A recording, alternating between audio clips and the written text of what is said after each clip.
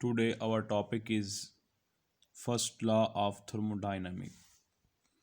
तो first of all हम इसकी डेफिनेशन देखते हैं. According to first law of thermodynamic, energy can neither be created nor be destroyed during a chemical reaction, but it can be converted from one form to another form. इस law के मुताबिक कि हम energy को produce भी नहीं कर सकते, क्रिएट भी नहीं कर सकते हैं और एनर्जी को तबाह भी नहीं कर सकते, डिस्ट्रॉय भी नहीं कर सकते, ख़त्म भी नहीं कर सकते. हाँ, एक पॉसिबिलिटी है कि हम एनर्जी की एक फॉर्म को दूसरी फॉर्म में कन्वर्ट ज़रूर कर सकते हैं. तो फर्स्ट लॉ ऑफ थर्मोडाइनमिक हमें ये कहता है कि energy can neither be created nor be destroyed. ये ताकत, ये क़ुव्वत सिर्फ़ और सिर्फ अल्लाह ताला की ज़ात के पास है कि जो एनर्जी को पैदा भी करता है और एनर्जी को डिस्ट्रॉय भी कर सकता है. हम सिर्फ एनर्जी को एक फॉर्म से दूसरी फॉर्म में कन्वर्ट कर सकते हैं. अगर मैं इसी बात को तब्दील करके कहूँ तो वो ये होगा कि total energy of the system and the surrounding remain constant. कि जब भी आप किसी सिस्टम को ऑब्ज़र्व कर रहे होते हैं, आप उसको स्टडी कर रहे होते हैं, वो आपकी अंडर कंसिडरेशन होता है, तो उसके अंदर सिस्टम और सराउंडिंग की एनर्जी हमेशा बराबर रहेगी. हाँ, ये हो सकता है कि कभी सिस्टम की एनर्जी कम होगी, कभी सिस्टम की एनर्जी ज़्यादा होगी, लेकिन अगर आप सिस्टम और सराउंडिंग दोनों की एनर्जी को कलेक्टिवली देखेंगे तो वो हमेशा कांस्टेंट ही होगी, वो कम या ज़्यादा नहीं हो सकती. इसको हम law of conservation of energy भी बोलते हैं.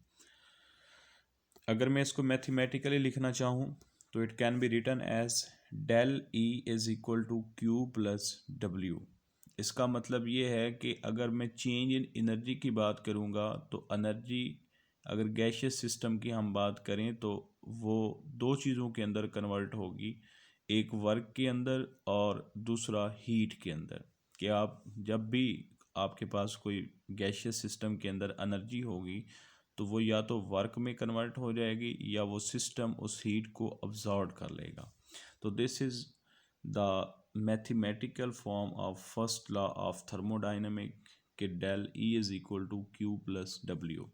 और आपको ये बात मैं बता चुका हूँ कि केमिस्ट्री के अंदर डब्ल्यू का मतलब होता है पी डेल वी, मतलब प्रेशर और चेंज इन वॉल्यूम. इसको हम बोलते हैं वर्क, यानी कि प्रेशर वॉल्यूम वर्क को केमिस्ट्री के अंदर स्टडी किया जाता है. अब नेक्स्ट देखते हैं कि एक्सप्लेनेशन. कि फॉर एग्ज़ाम्पल मेरे पास एक सिलेंडर है, ये यूं करके एक मेरे पास एक सिलेंडर है और उसके ऊपर एक मूवेबल पिस्टन लगा हुआ है. अच्छा, अगर मैं इसके अंदर कोई भी गैस फिल है और मैं इसको हीट प्रोवाइड करता हूँ, तो हीट प्रोवाइड करने से क्या होगा कि एक गैशियस सिस्टम की जो एनर्जी है वो चेंज होगी. लेट्स सपोज कि उसकी इंटरनल एनर्जी पहले E1 थी, अब दोबारा उसने एनर्जी को ऑब्जर्व किया तो एनर्जी उसकी E2 हो गई. अगर मैं डेल ई देखूंगा तो it's equal to E2 minus E1 which is equal to the Q plus W. जिसका मतलब है कि Q प्लस डब्ल्यू आप जानते हैं कि it is first law of thermodynamic. अब यहाँ पर Q क्या है? Q is the heat observed bye the system, जैसा कि आपको बता चुका हूँ. और वर्क W क्या है? It is the work done by the system. If W is the pressure volume work, वही बात दोबारा रिपीट हो रही है कि W प्रेशर वॉल्यूम वर्क होता है हमारे पास. और हमने यहाँ पर ये प्रूव ये करना है कि del E is equal to, ये आपको प्रूफ बताने लगा हूँ, Q V. It is very important question कि प्रूव डैट कि del E is equal to Q V, कि डेल ई क्यू वी के बराबर होता है. तो आपने शुरू के अंदर ये बात बतानी है कि फॉर एग्ज़ाम्पल हमारे पास एक सिलेंडर है, उसके अंदर गैस फिल है और उसके ऊपर एक मूवेबल पिस्टन लगा हुआ है. मूवेबल पिस्टन का मतलब ये होता है कि जो ऊपर और नीचे मूव कर सकता है, फ्रिक्शन लेस है. तो आप क्या करते हैं, उसको हीट प्रोवाइड कर रहे हैं. तो हीट प्रोवाइड करने से क्या होगा कि अगर मैं उसके वॉल्यूम को कांस्टेंट कर देता हूँ, उसका जो पिस्टन है उसको फिक्स कर देता हूँ कि वॉल्यूम चेंज नहीं हो रहा, तो जब वॉल्यूम चेंज नहीं होगा तो डेफिनेटली आप अगर इस इक्वेशन को देखेंगे तो ये आपके पास आएगा del E is equal to Q V. ये ज़रा दोबारा आप इसको देख लेंगे कि del E will be equal to Q V के बराबर आ जाएगा। कि आपके पास इक्वेशन ये थी, del E is equal to Q plus W, आपने उसको हीट प्रोवाइड किया, क्यू तो हमारे पास उसने सिस्टम ने हीट को ऑब्जर्व किया, लेकिन जैसे ही सिस्टम ने वर्क करने की कोशिश की, ऊपर से उसका जो वॉल्यूम था वो फिक्स था, वॉल्यूम तो चेंज नहीं हुआ। जब वॉल्यूम चेंज नहीं हुआ तो इसका मतलब है कि डेल वी ज़ीरो के बराबर है। जब डेल वी ज़ीरो के बराबर है तो यहाँ पे इस इक्वेशन में हम डेल वी को ज़ीरो पुट करेंगे तो हमारे पास del E will be equal to the Q V. It's mean मैं यहाँ पर कह सकता हूँ कि change in internal energy of a system at constant volume is equal to the heat absorbed by the system। मैं क्वेश्चन को दोबारा रिपीट कर रहा हूँ कि del E is equal to Q V आपने ये प्रूव करना था। और आपने प्रूव कैसे किया कि आपके पास कोई एक सिलेंड्रिकल सिलेंडर था, उसके ऊपर मूवेबल पिस्टन लगा हुआ था, पिस्टन के उसके अंदर गैस फिल थी, आपने हीट को प्रोवाइड किया। जैसे ही हीट को प्रोवाइड किया तो सिस्टम ने हीट को ऑब्जर्व किया और वर्क करने की कोशिश की। आपने पिस्टन को फिक्स कर दिया। पिस्टन को जब फिक्स किया तो change in volume zero, volume change को नहीं हुआ, हमने यहाँ पे वॉल्यूम चेंज की जगह पे ज़ीरो पुट कर दिया और आपके पास ये आंसर आ गया। तो ये इक्वेशन ये शो करती है कि अगर आप कांस्टेंट वॉल्यूम पर काम करेंगे तो चेंज इन इंटरनल एनर्जी बराबर होगा heat observed bye the system. इसके अलावा वर्क चूँकि होना नहीं है तो ये आपके एमसीक्यूज़ में भी अक्सर पूछा जाता है कि del E is equal to, तो it's mean it will be equal to Q V, mean change in internal energy is equal to the heat absorbed by the system at constant volume. Our next topic is enthalpy. Enthalpy क्या होती है, इसकी exact definition आपकी book में मौजूद नहीं है, वो आपके हवाले करने लगा हूँ। तो first of all enthalpy is the total heat content of a system at constant pressure. Pressure constant होगा तो एक सिस्टम की जो टोटल हीट है, जितनी भी हीट है उस सिस्टम के अंदर, वो सारी की सारी हीट को हम बोलते हैं इंथाल्पी। अब इंथाल्पी का आपकी केमिस्ट्री के अंदर बहुत ज़्यादा यूज़ है। हम नेक्स्ट डेफिनेशन के अंदर इंथाल्पी की टाइप्स पढ़ेंगे कि कौन कौन सी इंथाल्पी होती हैं। तो पहले आप ये देखें कि इसको मैं दूसरे तरीके से भी डिफ़ाइन कर सकता हूँ कि it is the sum of internal energy. मैंने पहले बताया है कि टोटल हीट कंटेंट, अब it is the sum of internal energy and the pressure volume work is also called enthalpy of a system. आप अगर इंथाल्पी की डेफिनेशन करें तो आप ये वाली इक्वेशन भी बता सकते हैं कि del E is equal H is equal to E plus P V, mean enthalpy it is the sum of the internal energy and the pressure volume work. कि इंथाल्पी है क्या कि ये इंटरनल एनर्जी जो सिस्टम की है और system ने जितना वर्क किया है उसका अगर हम सम ले लें तो हमारे पास क्या आ जाएगा, that will be the enthalpy. अब इंथाल्पी क्या है, it is a state function. मैंने आपको बताया था कि स्टेट फंक्शन हम ऐसे को बोलते हैं जो पाथ पर डिपेंड नहीं करता, जिसकी वैल्यू सिर्फ इनिशियल और फाइनल कंडीशन पर डिपेंड करती हैं। मसलन आपने एक चेंज यहाँ से यहाँ तक लेके आनी है, लेट्स सपोज ये ए है और ये बी है, आपने ए से बी तक आना है, तो ये इसकी इनिशियल वैल्यू है और ये इसकी फ़ाइनल वैल्यू है। आप अगर यहाँ से यहाँ तक आ जाएँ तो फिर भी इनिशियल और फाइनल वैल्यू इसकी सेम रहेगी। अगर आप यहाँ से यहाँ तक आ जाएँ फिर भी इनिशियल वैल्यू सेम रहेगी। अगर आप यहाँ से सीधा यहाँ तक आ जाएँ तो फिर भी इनिशियल और फाइनल वैल्यू सेम रहेगी।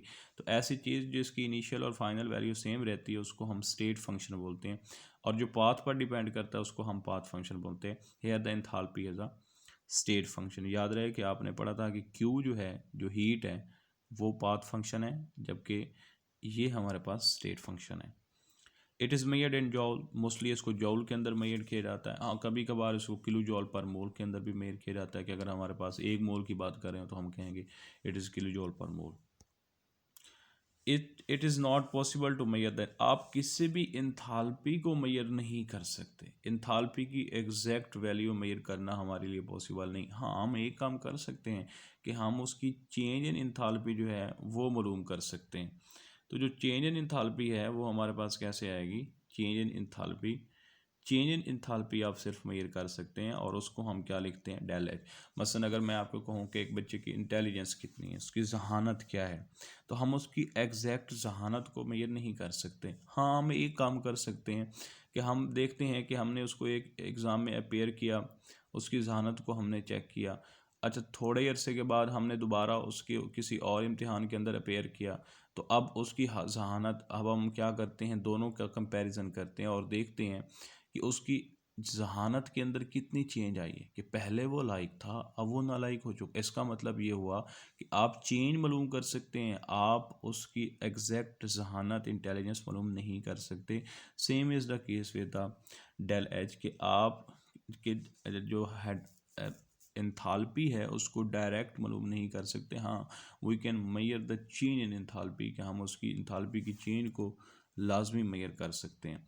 जिस तरह से आपने अभी पढ़ा है कि del E is equal to Q V होता है, आपने प्रूव भी किया। अब हम देखेंगे कि प्रूव डैट कि del H is equal to Q P, mean कि change in enthalpy is equal to the heat absorbed by the system at constant pressure. अब इसको हम गौर से देखते हैं। फॉर एग्ज़ाम्पल, इसके प्रूव करने के लिए आप इसकी कैसे स्टोरी बनाएंगे, आप ये कहेंगे कि हमारे पास एक सिस्टम है और उस सिस्टम के अंदर कोई गैस फिल है और उसके ऊपर एक मूवेबल पिस्टन लगा हुआ है। हमने क्या किया है कि उसके एक्सटर्नल प्रेशर को कांस्टेंट कर दिया है। एक्सटर्नल प्रेशर कांस्टेंट करने का मतलब ये होगा कि आपके पास डेल पी की वैल्यू ज़ीरो है, क्योंकि चेंज इन प्रेशर ज़ीरो होगा तो del P is always equal to zero. जी, तो ये आपको मूवेबल पिस्टन नज़र आ रहा है। अब नेक्स्ट आपने देखना है कि इसको हम क्या करते हैं। When heat is given to the system, a part of heat is use to increase internal energy and rest is use to done the work. ज़रा गौर कीजिएगा कि आप जब सिस्टम को हीट करते हैं, मिसाल के तौर पर ये उसकी इनिशियल स्टेट थी, तो उसमें से कुछ जो हीट है वो सिस्टम उस हीट को अब्जॉर्ब करता है और कुछ हीट आपके पास वो होती है जो वर्क करने के अंदर यूज़ होती है। मसलन पहले अगर उसका वॉल्यूम यहाँ पे था तो अब उसका वॉल्यूम कहाँ पे आ चुका है, यहाँ पे आ चुका है। पहले अगर यहाँ पे था तो अब यहाँ पे, तो देखिएगा कि ये इसके अंदर जो चेंज आई है तो इसको हम बोलते हैं del V, the change in volume due to the work done. अब ज़रा देखिएगा कि इसके अंदर प्रेशर को हमने कांस्टेंट रखा हुआ है। अब सबसे पहले हम ये देख लेते हैं कि इसकी इक्वेशन क्या है, कि enthalpy is equal to E plus P V होता है, अभी आपने पढ़ा है। अब इसके अंदर अगर मैं इसकी चेंज इन इंथाल्पी लूँ तो change in enthalpy is equal to del H is equal to del E plus del P V. Del का साइन लगाते हैं चेंज को शो करने के लिए। अब आप ज़रा देखिएगा कि इसके अंदर आपके पास ये जो दोनों साइड पर मैंने डेल लगा दिया। अब ये वाला जो डेल है ये डेल अंदर मल्टीप्लाई होगा। अब अंदर मल्टीप्लाई होने से एक दफ़ा डेल पी के साथ हो जाएगा और दूसरी दफ़ा वी के साथ हो जाएगा। आपने डॉट प्रोडक्ट के अंदर ये बात पढ़ी हुई है। तो अब इसको ज़रा हम देखते हैं कि as the gas is kept at constant pressure, तो डेफिनेटली जब हमने गैस को कांस्टेंट प्रेशर पर रखा हुआ है तो जब प्रेशर कांस्टेंट होगा तो डेल पी की वैल्यू ज़ीरो होगी। हम इसके अंदर डेल पी की वैल्यू ज़ीरो करेंगे तो ये वाला सारा फैक्टर हमारे पास ज़ीरो के बराबर आ जाएगा। तो और ये जो इक्वेशन बनेगी आपके पास del H is equal to del E plus P del V, this is known as equation number A. इसको अपने कॉपी के ऊपर राइट कर लें। ये नेक्स्ट यूज़ होगी कि del H is equal to del E plus P delta V. जी, नेक्स्ट हम देखेंगे कि फॉर लिक्विड एंड सॉलिड, आपने ये इक्वेशन यहाँ पर ड्राइव करने के बाद एक दफ़ा आपने इस बात को भूल जाना है, उस कैलकुलेशन को भूल जाना है कि हमने del H is equal to Q P prove करना है। हम पहले लिक्विड और सॉलिड की बात कर लेते हैं। इसी से हमने बात निकाली कि लिक्विड और सॉलिड के केस में आप जानते हैं कि change in volume almost zero के बराबर होता है। कैसे? मसलन एक सॉलिड है, मैं उसको थोड़ा सा हीट दूंगा तो उसका मतलब है कि उसका वॉल्यूम चेंज तो नहीं होगा, और अगर लिक्विड की बात करूंगा तो उसका वॉल्यूम भी चेंज नहीं होगा। यूँ तो नहीं होता ना कि आप यूँ करें कि एक चीज़ को, सॉलिड है आपने उसको रखा है, थोड़ा सा आपने उसको हीट किया है तो क्या होगा, वो फैल जाएगा। नहीं, ऐसा नहीं होता। अगर होता भी है तो वो बहुत कम चेंज होता है। हम उसको इग्नोर कर सकते हैं।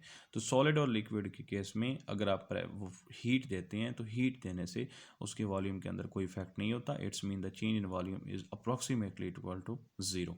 तो जब ज़ीरो होगा तो इस इक्वेशन में देखिएगा आपने क्या पुट करना है, डेल वी ज़ीरो होगा तो del H will be equal to del E. ये देखें आप, del E will be equal to del H, चूँकि आपके पास ये वाला जो फैक्टर है ये किसके बराबर हो चुका है, ज़ीरो के बराबर। क्यों हुआ, चूँकि डेल वी की वैल्यू ज़ीरो के बराबर थी। ये next according to first law of thermodynamic. अब ज़रा बात सुने कि हम दोबारा उसी इक्वेशन पे आ रहे हैं जो इक्वेशन ए मैंने आपको लिखवाई थी। अब वो इक्वेशन ए क्या थी कि del H will be equal to del E plus P delta V. अब इसको इक्वेशन नंबर ए बोला था। अब मैं इस डेल ई की वैल्यू यहाँ पे पुट करने लगा हूँ। तो डेल ई आप फर्स्ट लॉ ऑफ थर्मोडाइनमिक में अभी पढ़ चुके हैं कि it is equal to Q plus W. Mean कि ये डेल ई की वैल्यू, इसको आप इस इक्वेशन में पुट करेंगे जी। अब यहाँ पर आपने ये देखना है कि इसको पुट करने से पहले आप ये देख लें कि वर्क यहाँ पर पॉजिटिव होगा या नेगेटिव।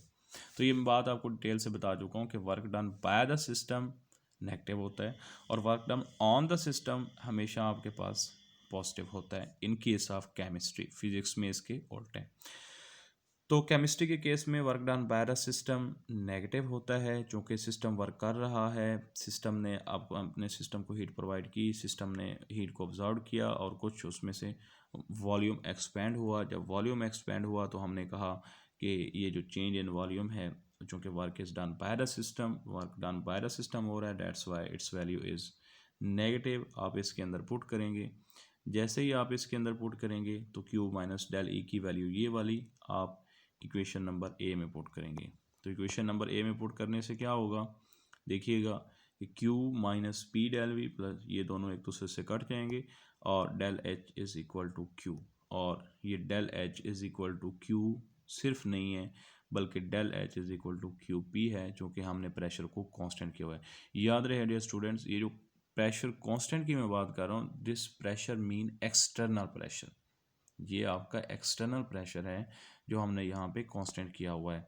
और यहाँ पर आखिरी पैराग्राफ में आपको ये बात बताता है कि प्रेशर डेल एच यानी एंथैल्पी के साथ वर्क करना हमारे लिए ज़्यादा बेहतर है एज़ कम्पेयर टू कि हम इंटरनल एनर्जी के साथ एंथैल्पी के साथ जो कांस्टेंट प्रेशर है उसके साथ वर्क करना हमारे लिए आसान है as compare to constant volume.